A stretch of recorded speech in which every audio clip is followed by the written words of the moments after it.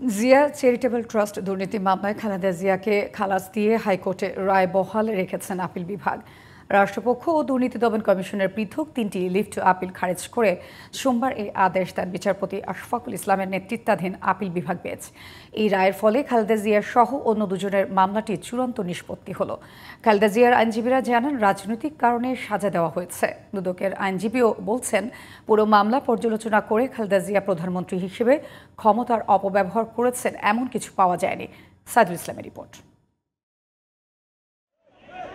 ক্ষমতার অপব্যবহার করে ট্রাস্টের অর্থ আত্মসাতের অভিযোগ এনে 2018 সালের 29 অক্টোবর সাবেক প্রধানমন্ত্রী বেগম খালেদা জিয়াকে 7 বছরের কারাদণ্ড ও 10 লাখ টাকা জরিমানা করে বিশেষ আদালত। মামলার অপর দুই আসামিরও একই সাজা হয়।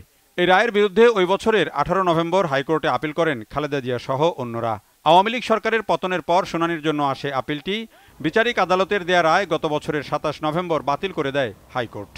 হাইকোর্টের এই রায়ের বিরুদ্ধে পৃথক 3টি আপিল দায়ের করে রাষ্ট্রপক্ষ ও দুর্নীতি দমন কমিশন। সোমবার শুনানি শেষে 3টি আবেদনই খারিজ করে দেয় আপিল বিভাগ। আপিলের অনুমতি দেওয়ার মতো কোনো প্রাথমিক উপাদান না থাকায় 3টি petition for leave to appeal summarily reject করেছে, ডিসমিস করে দিয়েছে এবং তার মধ্য দিয়ে চূড়ান্তভাবে এই যে খালাস আদেশ যেটি হয়েছে মাননীয় হাইকোর্ট বিভাগের, এটি চূড়ান্তভাবে বহাল থাকলো। মূলত রাজনৈতিক হয়রানি করতেই এই মামলা ও সাজা দেওয়া হয়েছিল বলে শুরু থেকেই অভিযোগ করে আসছিলেন খালেদা জিয়ার আইনজীবীরা। অনেকদিন পরে নেভিজেট পেয়েছি, কিন্তু অনেক হ্যারাস হয়েছে। বেগম খালেদা অনেক হয়রানির সম্মুখীন হয়েছে।